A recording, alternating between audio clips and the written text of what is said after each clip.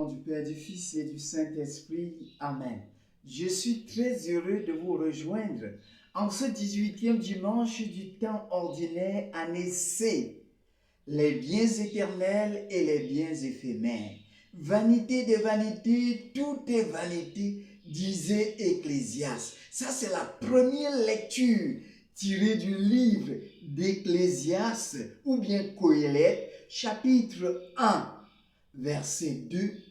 Chapitre 2, versets 21 à 33. Qu'est-ce que disait Qoéleth, Ecclésiaste? Vanité des vanités, disait Ecclésiaste, vanité des vanités, tout est vanité. Même moi, je suis vanité. Même toi, tu es vanité, tu es passagère, tu es poussière et tu retourneras poussière. Tu es poussière et tu retourneras poussière. Sans le souffle de Dieu, tu n'es rien. Sans le souffle de Dieu, tu n'es rien. Comme disait ce vieux papa en disant que mon frère, mon enfant, regarde, depuis que je suis à l'hôpital, on me demande d'acheter l'oxygène à l'hôpital. Parce que si je n'achète pas l'oxygène, ils vont enlever, je vais mourir, je vais crever. Et chaque jour, le papa a acheté l'oxygène, 5000 francs chaque jour l'oxygène. Mais toi, mon frère, ma soeur, cet oxygène que Dieu donne gratuitement, les gens à l'hôpital, quand ils deviennent malades, ils achètent. Toi, tu achètes l'oxygène. Tu n'achètes pas l'air, le souffle que tu respires. Tu n'achètes pas. Alors, si ce souffle part, tu n'es plus rien. Alors, nous dépendons de Dieu. Sans Dieu, nous ne sommes rien. Vanité de vanité, tout est vanité. Tout est vanité. Alors, les philosophes ont dit, tout tourne. Rien ne reste, rien n'est éternel, tout tourne. Alors, sauf Dieu est éternel, parce que Dieu est le maître moteur qui fait tout tourner, tout ce que tu vois. Alors, Ecclésiaste nous dit, vanité de vanité, tout est vanité. C'est la même chose dans la deuxième lecture et puis dans l'évangile. L'évangile nous enseigne que nous ne devons pas nous accrocher aux biens de la terre. Alors, qu'est-ce que le psaume d'aujourd'hui nous dit? Le psaume 89. Le psaume 89 nous dit que quoi? D'âge en âge, Seigneur, tu as été notre refuge. D'âge en âge, le Seigneur a été notre refuge. Sans le Seigneur, nous ne sommes rien. Alors, nous sommes dans le... Nous réfugions dans le Seigneur. C'est dans le Seigneur que nous existons, que nous sommes quelque chose. D'âge en âge, Seigneur, tu as été notre protecteur, tu as été notre refuge, tu as été notre berger, tu as été notre gardien, tu as été notre bonheur et notre paix, tu as été notre joie, notre joie. Tu as été, Seigneur, notre existence. Ah! Alors le psalmiste continue en disant, tu fais retourner l'homme à la poussière, tu as dit, retournez fils d'Adam. Tu fais retourner l'homme à la poussière. Vanité de vanité, tout est vanité. Toi, tu es poussière. Moi, je suis poussière. Sans le Seigneur, sans le souffle de Dieu, nous ne sommes rien. Nous ne sommes rien. Alors le psalmiste continue en disant, apprends-nous la vraie mesure de nos jours, que nos cœurs pénètrent la sagesse. Seigneur, apprends-nous la vraie mesure de nos jours. Quelle est la mesure de ta vie? Quelle est la mesure de ma vie? Sauf le Seigneur qui doit nous apprendre. S'il ne nous apprend pas, nous partons en dérive. Si le Seigneur ne nous apprend pas la mesure de nos jours, la mesure d'utiliser les biens terrestres, la mesure de nous comporter, la mesure de parler à nos frères et sœurs, la mesure de travailler, la mesure d'entrer en relation avec nos frères et sœurs. Si le Seigneur ne nous apprend pas la mesure de nos vies, alors nous ne pouvons pas pénétrer sa sagesse. ce pourquoi nous existons, ce pourquoi ce bien sur la terre existe, ce pourquoi le matériel existe. Alors la deuxième lecture te dit quoi? Me dit quoi? Dans la deuxième lecture, c'est Saint Paul qui écrit aux chrétiens de Colossiens. Il dit quoi, frère? Vous êtes ressuscités avec le Christ. Recherchez les réalités d'en haut et non plus celles de la terre. Recherchez les réalités d'en haut et non plus celles de la terre. Nous sommes terrestres, beaucoup plus terrestres, parce que nous aimons trop les réalités de la terre. Nous aimons trop les choses terrestres. C'est toi qui as créé ça. C'est toi qui as créé ça. Ce que tu t'accroches sur ça là, c'est toi qui as créé. C'est Dieu qui a créé. Ce sont des moyens pour susciter en nous le désir d'aimer Dieu plus que ça. Si Dieu nous montre ce qu'il a créé ici sur cette terre, ce qui est au ciel dépasse ça. Mais ne t'accroche pas sur les choses terrestres, mais cherche les réalités d'en haut. C'est là est assis le Christ à la droite de Dieu le Père. Jésus est écrit à la droite de Dieu le Père. Tendez vers les réalités d'en haut et non plus celles de la terre. Saint Paul dit aux chrétiens de Colosse. Parce que les chrétiens de Colosse s'attachaient beaucoup plus au bien de la terre, au matériel. Faites donc mourir en vous. Faites donc mourir en vous ce qui est mauvais. Faites mourir en vous ce qui est mauvais. Vous qui êtes tellement mauvais, tellement méchant, tellement criminel, tellement dur en vos frères et sœurs. Vous prononcez les paroles dures, les paroles de... Ah, mon frère, ma sœur, soyons quand même doux, soyons quand même doux. C'est pour cela que le Seigneur attire aujourd'hui notre attention sur vanité des vanités. Tout est vanité. Apprends-nous, Seigneur, la vraie mesure de nos jours, que nos cœurs pénètrent la sagesse de Dieu, que nos cœurs pénètrent la sagesse de Dieu. Faites donc mourir en vous ce qui appartient encore à la terre. Débauche, impureté, passion, désir mauvais et appétit de réjouissance. Appétit de réjouissance. Faites disparaître ce qui est mauvais. Vol, mensonge, récrimination, congossa. Faites disparaître ça. Pour rechercher les réalités d'en haut et non plus les réalités sur la terre. Parce que ça nous touche sur la terre. Ce qui est terrestre est terrestre. Ce qui est éternel est éternel. Ce qui est terrestre est passager. Ce qui est éternel, ce qui est dans les cieux est éternel. Ce qui est éternel est en Dieu. Mon frère, ma sœur. Alors, recherchons véritablement les réalités d'en haut. Tendez vers Dieu et non plus vers la débauche, vers l'impureté, vers le vol, vers le désir du mauvais. Que tout ce qui est contraire aux valeurs évangéliques ne soit plus la vraie mesure de nos vies. Tout ce qui est contraire aux valeurs évangéliques ne soit plus la vraie mesure de nos vies. Que le mensonge ne soit pas la mesure de ma vie. Que le vol ne soit pas la mesure de ma vie. Que les récriminations ne soient plus la mesure de ma vie. Oh, mon frère, ma soeur.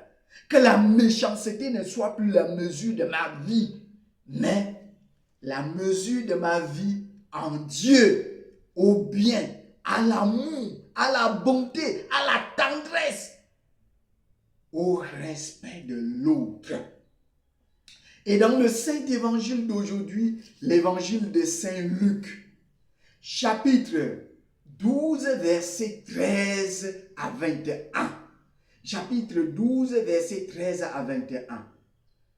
Du milieu de la foule, un homme demanda à Jésus. Du milieu de la foule, un homme demande à Jésus. C'est toi, non? C'est toi qui demandes à Jésus. Qu'est-ce que tu demandes à Jésus, mon frère, ma soeur?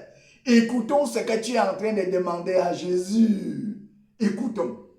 Un homme demanda à Jésus. Une femme demanda à Jésus. Maître, dis à mon frère de partager avec moi notre héritage. Maître, dis à mon frère de partager avec moi notre héritage. Ce n'est pas le maître qui doit partager, mais il dit que le maître Jésus doit être le porte-parole.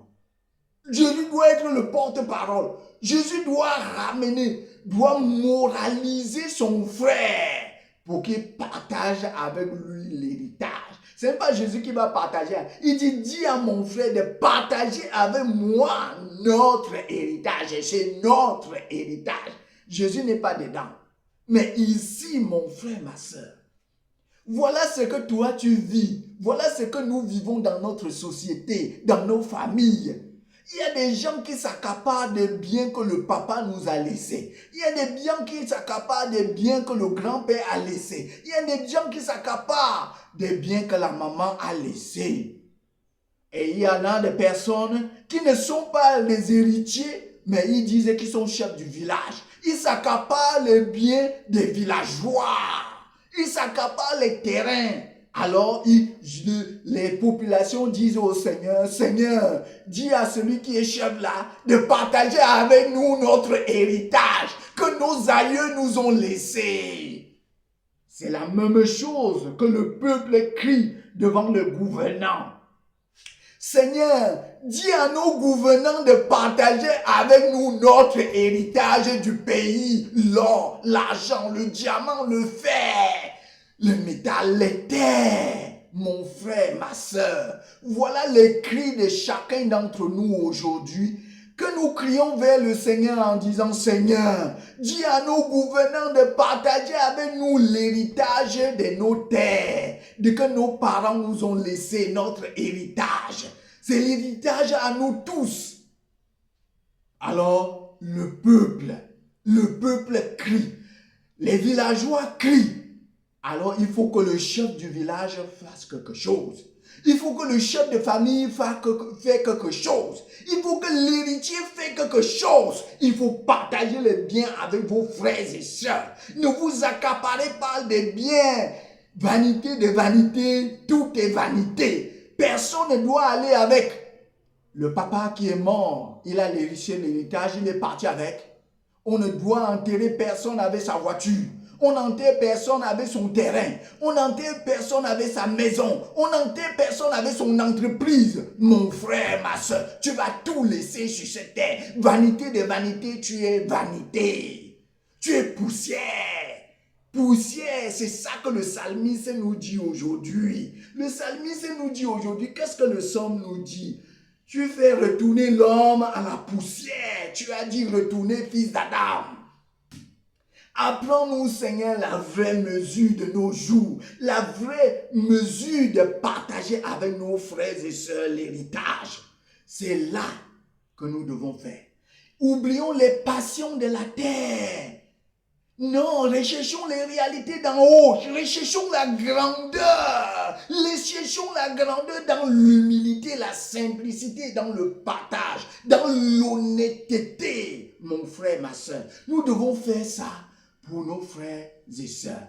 Et il continue, Maître, dis à mon frère de partager avec moi notre héritage. Et Jésus répondit, qui m'a établi votre juge? Alors nous avons des juges terrestres pour établir l'équité. L'équité. Alors notre société, alors c'est ce que l'Église appelle la doctrine sociale de l'Église. C'est ça. Nous devons utiliser l'équité, être dans l'honnêteté, partager les biens terrestres à tout le monde. Tout être humain est égaux. L'être humain est égaux. Il n'y a pas d'être humain supérieur à d'autres. Alors ceux qui accaparent les terres des autres, non. Vous n'êtes pas supérieur à eux. Vous êtes tous égaux.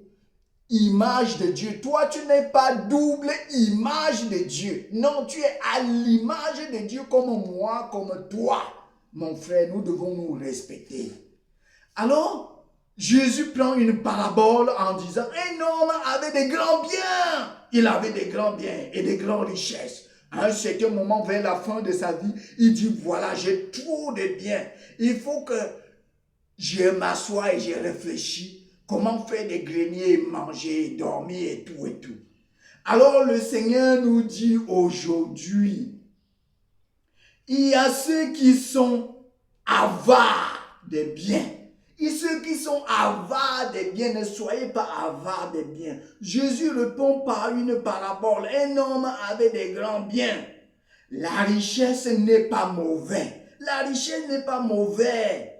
Un homme avait des grands biens. Ces biens-là ne sont pas mauvais. Devant le Seigneur, ce n'est pas mauvais. C'est la manière que les biens te rendent. C'est la manière que les biens t'utilisent. C'est la manière que les biens te fait que ça devient mauvais. Sinon, les biens sont bien. Puisque Dieu a créé ça, est bien. Tout ce que Dieu a créé, il a dit que c'était bien. Tout ce que Dieu a créé, il a dit que c'était bien. Mais il n'a pas dit que l'homme est en bas des biens. Il a dit que l'homme était très bien. Alors l'homme est supérieur aux biens terrestres. Dieu ne s'est pas, Jésus ne s'est pas incarné sur l'argent. Jésus ne s'est pas incarné sur le maïs, sur l'avocatier, mais non sur les porcs, non sur les canards. Jésus s'est incarné sur un être humain. Il a pris la nature humaine et non la nature animale et non la nature végétale. C'est pour cela que nous devons respecter l'être humain. N'utilisez pas l'être humain comme le matériel, mon frère, ma soeur. Nous devons respecter nos frères et sœurs. La richesse n'est pas mauvaise. Le problème de l'homme riche, ce n'est pas sa richesse, mais c'est ce qu'il est devenu face à la richesse. Ce que la richesse lui a rendu, ce que sa richesse lui a rendu, ce que cette richesse lui a fait. Alors, à un certain moment, nous devenons esclaves de ces biens. Nous devenons esclaves de ces biens. Au lieu de posséder les biens nous possèdent. Au lieu d'avoir les biens nous hantent. Les biens nous hantent. Alors, jusqu'à nous vendons nos frères et sœurs. Nous vendons les enfants. Alors, nous vendons nos frères et sœurs. Nous vendons les enfants à cause des biens, à cause du matériel. Alors qu'on ne va pas nous enterrer avec, mon frère, ma sœur. Qu'est-ce qui est bien? Rechercher les réalités d'en haut et non celles de la terre. Notre vie est devenue matérialiste. Nous sommes devenus très matérialistes. Mon frère, ma soeur, tu es venu avec ça. Tu es venu avec ça. Ta mère t'a accouché avec ça. Nu, tu es sorti du ventre de ta mère. Nu, tu vas rentrer. Nu, tu es sorti du ventre de ta mère. Nu, tu vas rentrer. Mon frère, ne nous accaparons pas. Cherchons les réalités d'en haut et non celles de la terre. Mon frère, ma soeur, Jésus nous dit que la vie d'un homme futur dans l'abondance ne dépend pas de ses biens matériels. La vie d'un homme futur dans l'abondance des richesses, dans l'abondance des terrains, dans l'abondance des maisons, dans l'abondance des voitures, dans l'abondance des femmes, futur dans l'abondance ne dépend pas.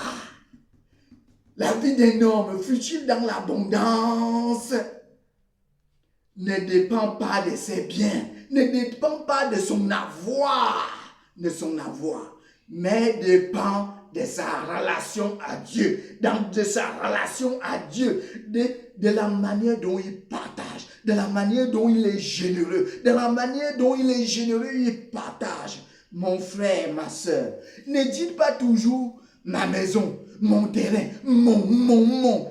Adjectif positif, c'est ça qui nous possède. C'est ça qui nous possède. Dis mon Dieu pour que Dieu te possède. Ne dis pas mon terrain, ma femme. Non, dites mon Dieu.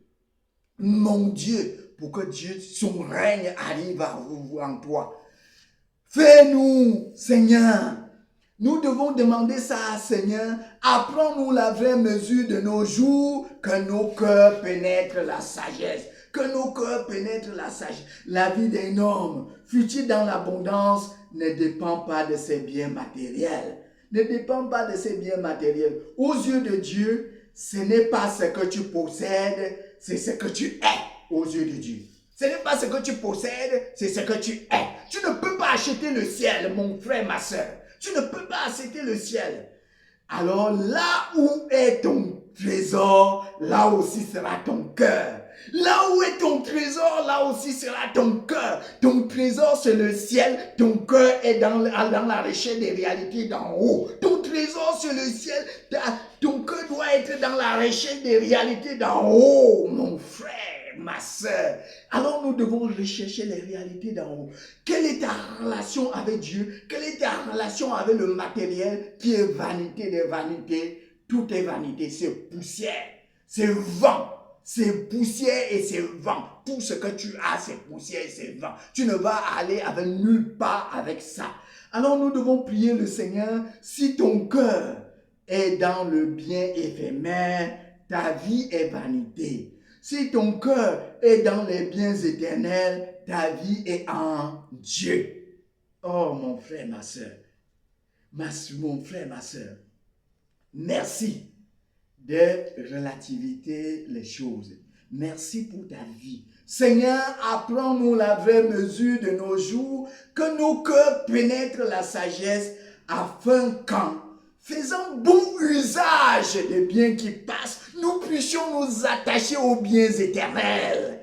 Afin qu'en faisant bon usage des biens qui passent, nous puissions rechercher les réalités d'en haut. Et c'est là est assis le Christ à la droite du Père. Recherchons les réalités d'en haut. Tendons vers le ciel. Tendons vers le ciel. En regardant les biens matériels, je puisse louer le Seigneur en disant: toutes les œuvres du Seigneur, bénissez le Seigneur. Que mon argent puisse bénir le Seigneur. Que mon terrain puisse bénir le Seigneur. Que ma femme, mes enfants puissent bénir le Seigneur. Que mon emploi puisse bénir le Seigneur. Que cet emploi ne me possède pas et que moi-même, je puisse l'utiliser pour vivre l'amour. Parce que nous sommes les intendants sur terre. Nous ne sommes pas les propriétaires même de nos vies.